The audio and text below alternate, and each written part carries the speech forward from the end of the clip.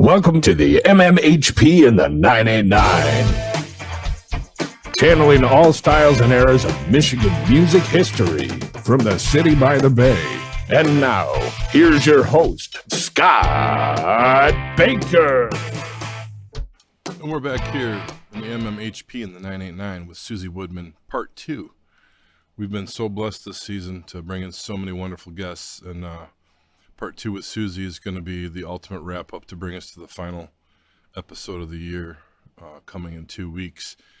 We want to thank Susie and everybody that's provided so much valuable background and history to our state, musically, far and wide, touring, not touring, still playing, not playing. Even, you know, there's just endless amounts of talent, and we were hoping to capture all of it as much as we can here at the MMHP in the 989. So without further ado, this is amazing. Dig into part 2 here with Susie Woodman, and we got 2 more left before season 4. Thank you all. Thinking back, Susie, I know you played at a lot of different clubs in the Detroit area. Are there some bands that you opened for that you were really impressed with, or you maybe got to know a little bit? Because they had usually some national acts. Yeah, we didn't do a lot of opening bills for people in the Detroit area. But certainly when we moved down there was just some amazing acts. There was a group called Boone's Farm, which could play anything by any group, yes, to Emerson, Lake and Palmer, and then they'd go back to some heavier rock stuff. There was Bobby Lewis and the Crackerjack Band we'd go and see over at a club called Your Mustache on the other side of town. The list is endless. There was just some amazing, amazing bands back then. And as the music scene changed, the bands ebbed and flowed. So. Yeah, and those were the days where you could actually make a living, playing music. Yeah. Yeah, that's a little different scene right now. So your daughter's a singer as well. Sarah is actually right now in Belgium, in Brussels, Belgium, teaching yoga. So she'll be back here in August. We have a gig coming up in Freeland, yes, at the park. So she's supposedly going to come up and sing for that gig with us. All so right. We'll see. Now, is Pete going to play at that too? Yeah. Is this the band that that was at Scotty's, but just without you? I hope it's the band that was at Scotty's. I hope they will come up and do the gig. I'm not sure what the instrumentation will be because the Hips isn't really a band anymore. So okay, Pete gets these odd gigs here and there, and then scrambles to pull people together. So He's been looking for a bass player. Yeah. He posted his phone number on Facebook, said if you play bass, give me a call. Did he really? Okay. I think for the Scotty Sandbar gig. Yeah. They found a good bass player from Detroit, who came up and did the gig. Oh, okay. Because I told a couple of my bass playing friends. Yeah. I didn't know if they called him or not, but I got video of them performing there, of course. Cool. Did you you were in Detroit? Were you in Detroit? I should ask during the Meatloaf and Stoney record done. We were. Yes. Okay, so were you involved with any of that at any time? No, not at all. Not at all. As I said, he wanted to record one of the songs that we had written. And you just kind of... I would not know. I was mad. You guys were mad. I was mad. Not getting along. Okay. Did you ever work with Sean Murphy? Never had the opportunity to work with Sean, but when she comes to town, if I'm able to go out and hear her, I do go out and hear her. Yeah. Were you guys friendly? Yes, I've been a fan of hers since we worked, shared the bill with Wilson Moore Pursuit. So. Wow. So of all your career, I mean, to you, what would you do over again? Maybe all of it, but what was your favorite? What would I do over again? Or what would you like to do more of, maybe? What was your favorite period of all the music you played? It could be current, could have been done. That's what I'm thinking. All of it, yeah. And I was thinking on the way up, I wasn't sure what we were going to discuss. So I was thinking that we really need to define the term success to be something other than international recognition and, extreme wealth. That doesn't mean that those are bad things. It just, for me, it means that success is defined differently. It's defined by me because I've been able to do something that I always wanted to do as a child. I had the opportunity to do and pursued it, and I'm still able to do it at this late stage of the game. Yeah. To me, that is success. Am I making my living as a musician anymore? No. Right. But I'm able to not only play music, but lately the creative end of it, the writing music, lyrics, melody, chord changes, has been, for me, what's been the most gratifying. So if I could do that right from the get-go and develop my writing style. Okay. I think, and it's not like we're always talking successful. It's the importance of Michigan music. That's why we're here. And you are a linchpin all along the eras and different genres and in different ways. So that my question, I guess, would have been more of not necessarily successful favorite part, but just like you were so immersed in the music. Yeah. What was it, like 77? I would do that again, or yeah. Well, I would certainly. You know what I mean? But, I do, and I would certainly do the recording with Johnny Round again. That's the album that didn't come out. That's the album that was not released, and it was my first time recording an entire album in a studio with a group of people who were extremely supportive, and I was the low man on the totem pole in terms of years in the business and ability, but they were amazingly supportive and encouraging and offered me something that nobody up to that point had. What studio were you working in, Susie? Eastern Sound in Toronto. Okay. Was Pete in that band? Was Pete in that band too? No, there was a drummer named Danny Ballas. Okay. Who for years worked with Ron Coden, who is a local Detroit folk legend comedian. But do you have any copies of that record on your own personal cassette or anything? Maybe the roughs. The unreleased? Yeah. You do. Well, at least you have some. That's beautiful. I do have it. Because if it's not getting heard and it's on a shelf somewhere and the companies all own it, and I wonder how we could go about getting Third Man Records or somebody involved in tracking that down. And I know Don was.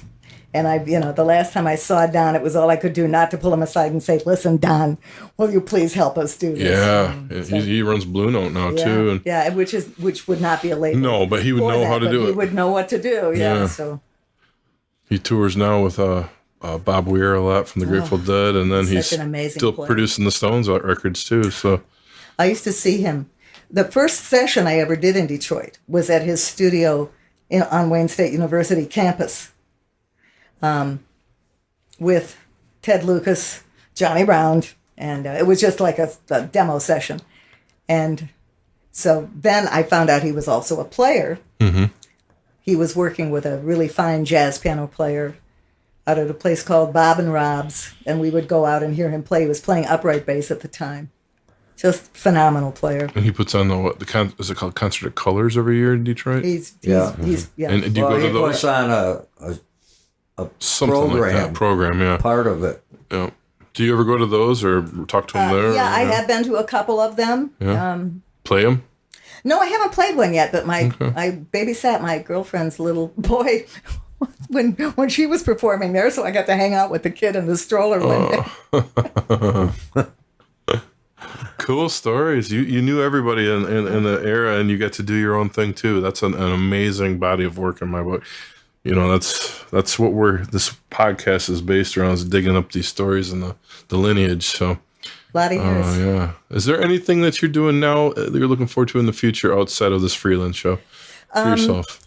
The singer that I have been working with, that we recorded with, and I tell people this is girl music, okay? So when you listen to it, What's the name of it? understand it. It's called Simple Love Songs. Her name is Chrissy Morgan. Okay. We met when she was the backup singer and I was a keyboard player for a 14-year-old girl at the time who was doing her album release party at the Royal Oak Music Theater. You can imagine looking across the stage saying, okay, that one's old enough to be my grandchild. Okay, so maybe it's time to hang up these shoes. Anyhow, we met and I had pretty much, other than my church gig, stopped playing. And Chrissy said to me, if I get a gig, will you come and work with me? I think our styles would blend. And the next thing I know, I got a call and we had a 5-hour New Year's Eve gig, 2 months later or something. That's a long show. And we ended up working together. She's an amazing singer. She's a fine songwriter. And what's interesting about working with her is that she hears things unlike a lot of singers do not hear. She writes very interesting melody lines with some really interesting rhythmic changes occasionally. And the melody lines are interesting enough that I can build chord changes underneath them. So it's not just it's very compatible. 1-4-5 progression. It's unique and compatible. Yeah, and then she takes the tunes that I write because I stopped singing 10 years ago. Never stopped singing in your later years because you don't get that voice back. But I stopped singing, but I still have a lot of material that I'm writing, and she's able to take the material that I write and sing it as if I was singing how I'd like to sing it. So. Wow. So that's got to be very rewarding. Yeah. It is. So I'm hoping that once they get their house built in Kentucky, that she will find some venues down there that we can work. And I'll be making some road trips. Mm-hmm. Right on. So you're you got that in your future? You're looking at that as a project? Yeah, coming and up? I'm working with another singer in the city named Maggie McCabe. Yeah. Who's a really fine singer, more bluesy in her approach. Chrissy's background is musical theater, and you'll hear that when you hear the CD. Oh wow!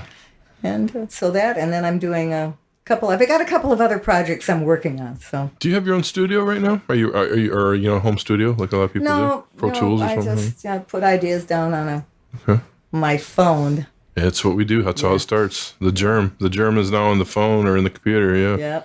Yep. Where did you record that particular record? This one? Yeah. This was recorded in a couple of different places. It was recorded, the last couple of songs were recorded at Temper Mill, plus a lot of overdubs in Detroit. And then there was a studio that's privately owned by a man who doesn't like to promote it, so I can't give you his name.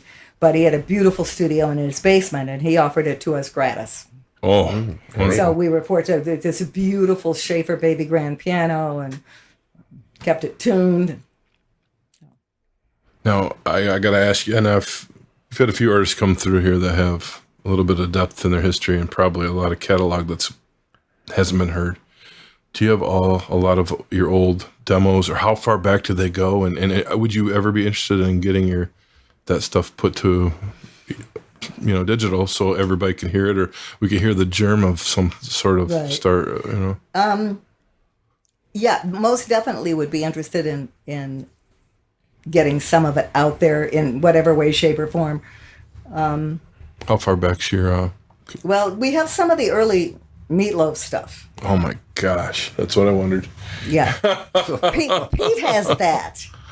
Oh my Lord. I'm not sure what he's going to do. We've had discussions about that. The sad thing about what we recorded that was released as a 45 is that we had it pressed in, I want to say, Owasso. Yeah. And that was the Art Shield burned to the ground thing? Yeah, that's AR, American Record Press. Burned to the ground with the masters. Oh. So whatever we have is whatever we have. There were some other things that we recorded at a couple of other studios. I'm not even sure what they are. I'll have to have Pete play them for me, and so I can see. So yeah, we have some of that. Then he might have some of the Toads, the Horny Toads with Ted Lucas. Wow, that'd be cool. Then we do have a copy of the Jonathan Round album. That's not. Then I have then he's on the Dinner Theater album that you have, I believe, the Jacques Brel album. And then this is the country band. And What was the name of that band?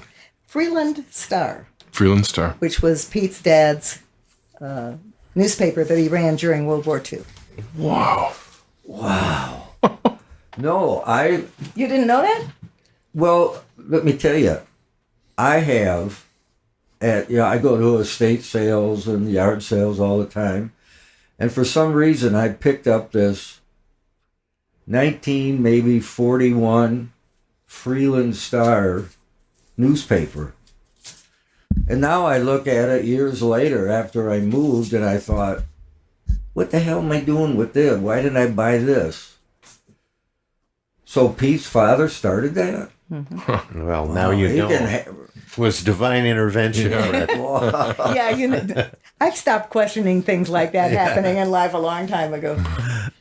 Incredible. So your back catalog that you are in your history, your demos and all that, they're there. There's some stuff that we can tap into. There you go, archive guy. That's what we've been looking for right there. Oh boy. Might have to get you guys up here to put that stuff to digital, even for just a copy for yourselves, just whatever.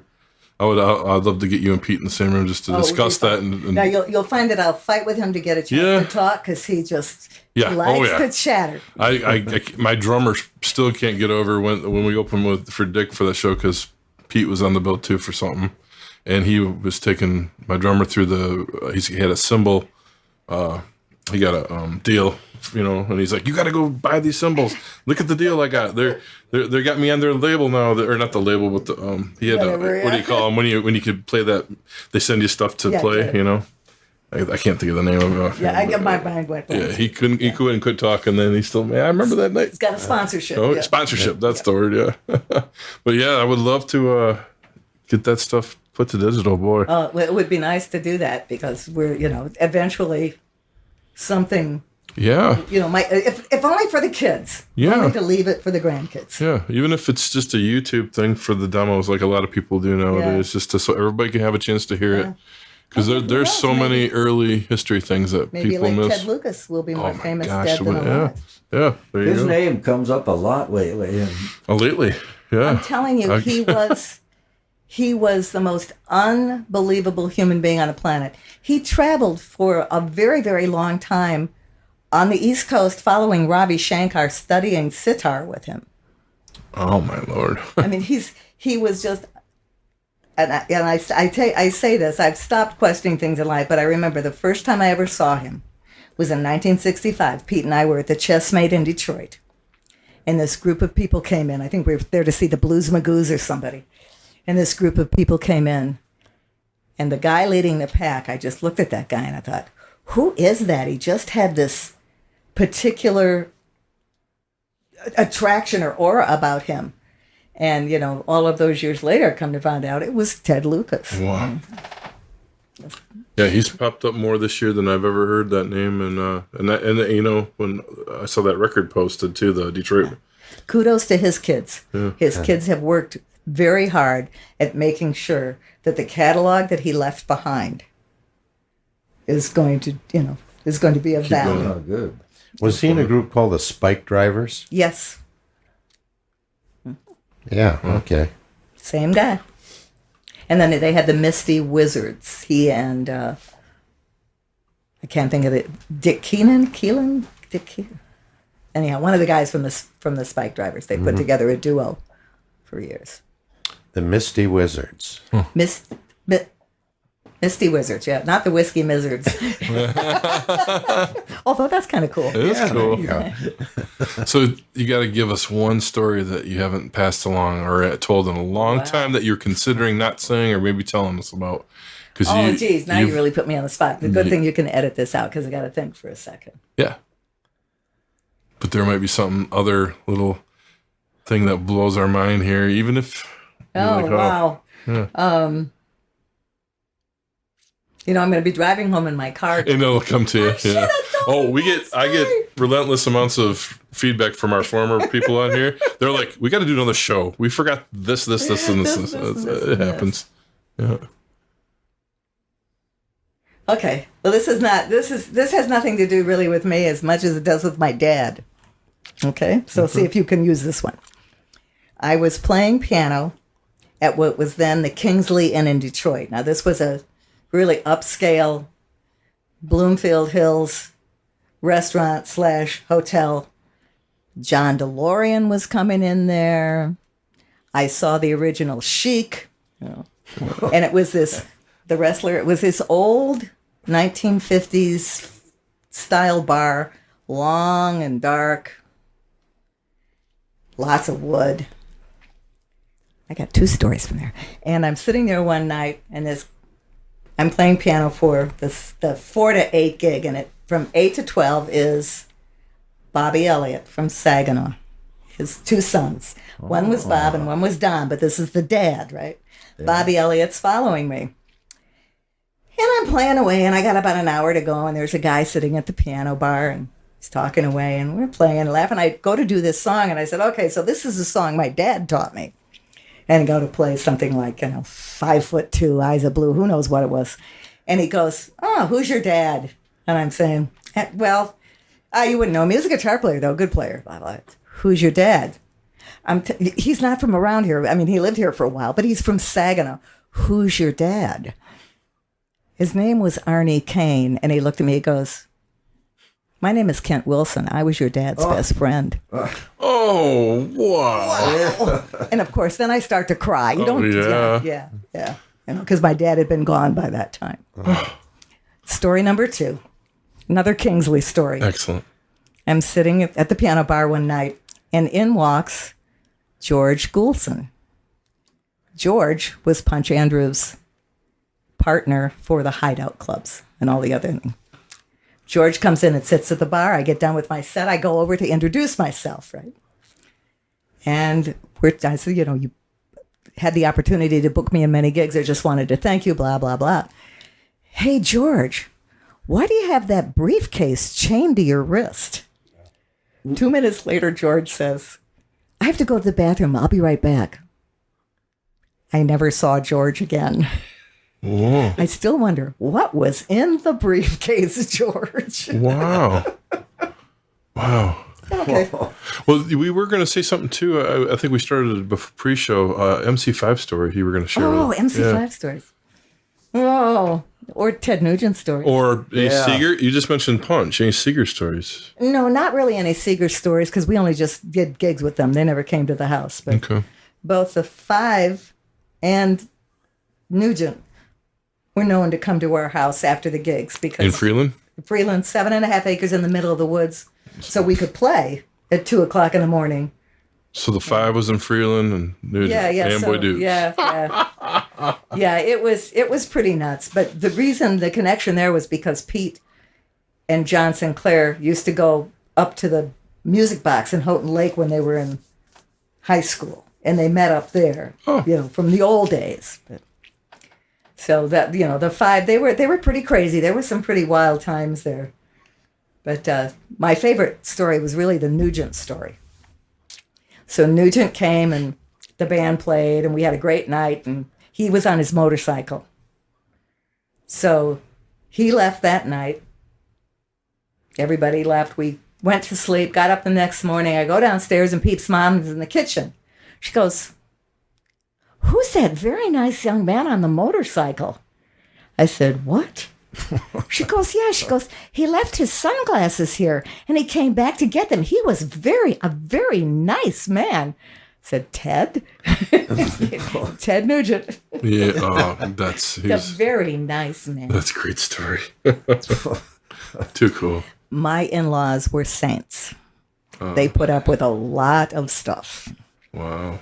Anybody else come through there? Were they living at the house when all this was going on? Oh, yeah. And they just didn't have any problem with loud music late at night? No. Wow. Yeah, I mean, the kids would tell stories, their family would tell stories about jam sessions, around the grand piano in the living room until 3 or 4 in the morning from the local clubs in the area. They made friends with musicians all over the place. So, did you guys have anybody like Canadian stop through on their tours, or there's a bunch of different bands that came, or the Byrds came through that one time, but they probably ran their tour bus and went back to. Yeah, they were actually on their way to Chicago.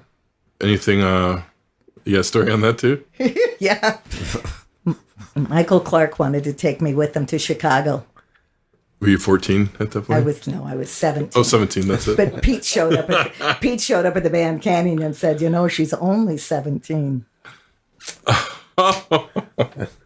Life could have been a different story at this point. Remember all those hippie types that the band brought from Los Angeles? Oh, At the Birds thing? well, yeah, there was this whole group of people that traveled around with them, and one of them was Carl Franzoni. And I remember this because Carl was good friends with a guy out in LA named Vito the Sculptor. Okay, so Carl, they would get out. I thought he was old. He was probably 33, 34 at the time. But So Carl would get out and dance in the audience. You remember that, Fred, when they would dance around in the audience, get people up and participating? And Carl was a great guy, and I always remembered his name. So when Pete and I moved out to LA, we'd been in town a couple of months, and we're walking down the street going towards the Whiskey A Go-Go. And up ahead, I see this guy dressed like a court jester with the hat on and the shoes with the bells and all. And I'm thinking, this is strange. You live in 7.5 acres in the middle of the woods for a while. So we're walking, and all of a sudden I look, and as he gets closer, I realize it's Carl Franzoni, the same guy that I had seen a year, 3 years earlier with the Birds. Oh, wow. And I said, hope he doesn't recognize me. I hope he doesn't recognize me. Oh, wow. Yeah. Were you in Detroit during when Joni Mitchell was living there? And that whole thing? No, but Chuck Mitchell's parents actually lived about 3 blocks from where I live right now. Oh, wow. Yeah. Yeah. Okay. Interesting. But I saw Joni play a lot, but we weren't that in story Detroit. always filters in and out of this podcast, and I wondered if you had any connection, being that you guys were in Detroit briefly. I went to see her play many times back in the early 60s at the Chessmate. Oh, wow. And the two of them together were amazing. Wow.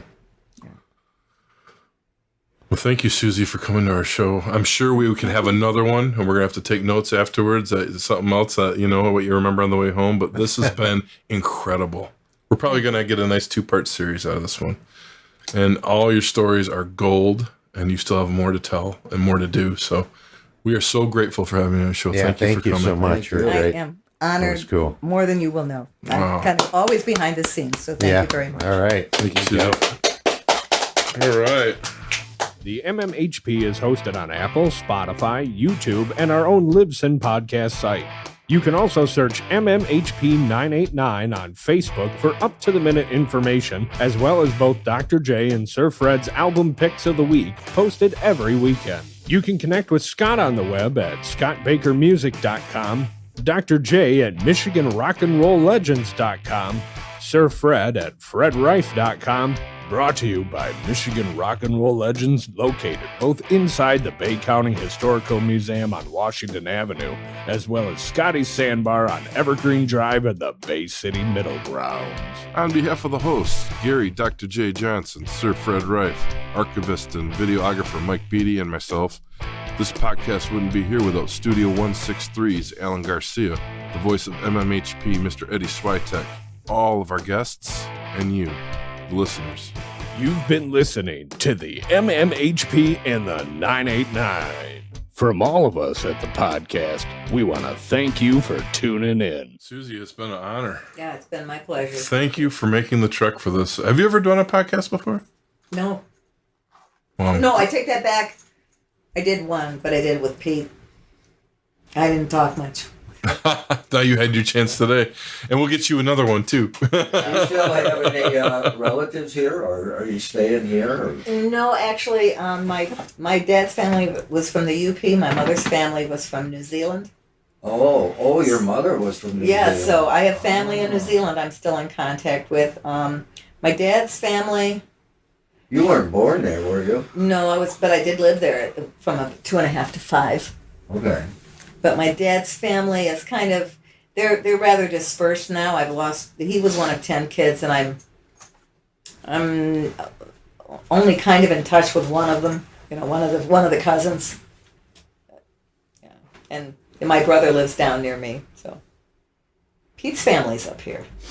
Pete still has a brother in Midland. Jeez. I joined Ancestry.com a couple months ago for just a month where it's free just to look up some other people I'm trying to look up. And I completely forgot. I should have looked up your father. Oh, yeah. Damn it. So your father from the UP, Yeah. and you guys moved to New Zealand where his wife is from, your mother. Yeah. And he became a big musician out there. He's in the... Interesting. A UP musician is known in New Zealand as a jazz guy. Like a... Jazz. Yeah. Did he meet your mom when he was in the service? Or Yeah, something? yeah. During Okay. on R&R, they actually only knew each other for 2.5 weeks. So love at first sight. Oh yeah, right. If anybody wants to do that in your family, have them call me. But yeah, and he was from a family where the Finnish Lutheran Church at that time would not allow any instruments in the church. Wow. So the fact that he wanted to play guitar. He knew from the time he was a kid he wanted to play guitar. And one of his older brothers finally bought him a Sears acoustic guitar. And the family was up in arms that he had. So he was pretty much self-taught. Where in the UP was he born? Or from? Dollar Bay. Dollar Bay? Up in the Keweenaw. Keweenaw. Okay. Wow. Near Houghton Hancock. Yeah. Wow. Yeah. Incredible. Wow. How Michigan music around the world. No kidding. Yeah. Well, her father was quite popular here when he was. That's so cool to hear. It's something I was not aware of, Yeah. He's going to be on the cover of your next coming book, Yeah, too. they had an amazing trio. Those guys were. And I never actually, other than they're playing in the basement, I never got to go to the clubs to hear them. Okay, remember I was telling you, I think I was telling you, I got all these cassettes that Frank Walsh and Billy Waters' husband, they're both passed now, but their kids gave me all these cassettes, and most of them are tape jazz, from recordings, but a number of them are Kent Wilson at O'Hare's here in Bay City, So I wonder if my dad. 1990. And then I ran into My dad. somebody yesterday and said, yeah, well, Al Singer put on, it was like a Al Singer Presents. Wow. And because you said your dad might be playing on No, it. But, my dad's been gone since 79. oh, okay, then no. Yeah. This is 1990. Yeah, that's amazing that he was still gigging. Do you remember that? At O'Hare's, 1990? No. Jazz? And you showed me that tape No. when I was at your Yeah. house. I was like, No, I I don't got recall him at all. And some of them are pretty good. It might be able to preserve some of. Oh, Yeah, that would be amazing. But I'm sure his daughter would love to have. the cassette player on the table. And, Are you friends with his daughter? With Kent's Who? daughter? oh, yeah. Okay, good. I know. I promised her I was going to make a copy, I but know. I don't have, I know. any way to do it. What At are the you, moment. are you trying to convert it to CD? Cassette to CD. Okay. I used to when I was in Ann Arbor. I had my computer and all that set up for it, but since I moved, Scott, you can do So that. is Jack Brusky's gone, I'm sure. And Bob McCullough, I'm sure. I can do it. Well, there's I a did piano years, player I on did it all that. that I don't know. It could be Vanston. Oh, Paul Vanston. Paul Vanston. Wow, I'd forgotten Maybe. about him. Wow. But some spots of it, some songs are coming over pretty clear. Yeah. Did you get to play that whole tape? I remember I left and you were just getting your tape player Well, hooked up when I left your house. No, not all of it, because it's on both sides. And, Yeah. But it was good. you know, Dude was whoever- jamming at O'Hare's. Whoever, Yeah. they just left it on, so there's a lot of Yeah. in between, nothing going on except the audience talking. This area is just so amazing, the amount of incredible musicianship that's been here through the years. And it's just like this little Yep. unknown gem of players. Every now and again, somebody will, Get cherry branch out. picked. Mm-hmm. For sure. Yeah, I mean, a lot of genres of music. I mean, we had Kevin Cole. You know him, the piano player? No. He's like maybe one of the world's biggest expert on the Gershwins. Oh, my. Yeah. And has recorded unreleased Gershwin songs. I mean, he's way up there. They gave him the music to And do. he's from- Yeah. And he's He's met here. the Gershwin family. There's the family that gave him the song. But he's from Bay City and lives here now. He's I from don't know if you've ever Warren. seen him play. Greg Bissonette. Oh yeah. Really? Okay. Greg Bissonette and BE18. Anyway, her birthday he's is awesome. coming up July and his 11th. brother on I bass, the bass player. I don't know his brother. I just found him on YouTube. I'm going, really? Chad Smith from the Red Hot Chili Yeah. Peppers. He's from Royal Oak. Yep. The singer from the Chili Peppers from Grand Rapids. I mean, we got Michigan's just Yeah.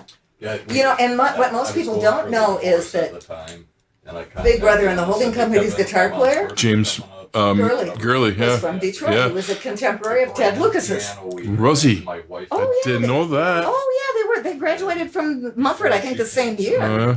And then Gurley was all over the map. He was very avant-garde. I Yeah, loved and it. then, Stanley Mouse, Sure, but who did he all was those a Melancholy, he said. album covers and painted Lennon's Rolls Royce, Yep. the psychedelic Rolls Royce. He was from Detroit. Lauren. Dennis Lord. Dennis Lauren, yeah. Yeah, he was just on that- one of our podcasts. That's what I was thinking about. It wasn't him. It was Dennis Lauren. Yeah. Yep. Dennis did a lot of stuff for Teddy, too, I think. Yeah, Dennis just got a pretty good book out that has a lot of his poster work over the years. Good. It's fun. I last saw He's him. really a nice guy. He is. Yeah, we've got 17 of his posters up at the. Well, I'm going Hall to of come Fame. up. I'm going to have to make a trip up. So give me a card for it. No, I Yeah, don't I have know. my card. I'll look it up online. I'll Terrible. find you. You guys see Brett Tuggle died recently too, right? Through Steve Hunter. He played with Mitch Ryder in Detroit with Steve Hunter, and he's Brett. Brett Tuggle, huge keyboard player, like a band arranger. He's Fleetwood Mac, on and on. I mean, Yeah, he's Played quite a huge. few years with Fleetwood Yeah, Mac. he out of the blue just passed away. No one has any rhyme or reason why. And Steve Hunter just posted about that like 2 weeks ago or a week ago when he passed. And then it was Rolling Stone. Everybody's Lindsey Buckingham and Stevie Nicks, and everybody's talking about all their work with him. He was big in Detroit for a long time too, like huge piano arranger guy. So, and Mitch Ryder grabbed him, one of the first major things he had with Hunter. You know, Did you I get to know just Steve saw Hunter? The other day on I do know Steve. I don't know him well, but when I was dating Charlie Martin, our paths would cross with Steve. Oh wow! 43. Pete turned 80 Unbelievable. this year. I know it. Well, that's what I was getting at. You know, Yeah. all the old rockers, man, where everybody's Still rocking. turning 70 in the 80s. Oh yeah. Yeah. Yeah. I mean, Jerry Lee Lewis, the wild man, is the only one still alive. Out of that whole Out crew, of, yeah. you know. There's a new documentary coming out on Jerry Lee. Oh, yeah? It's all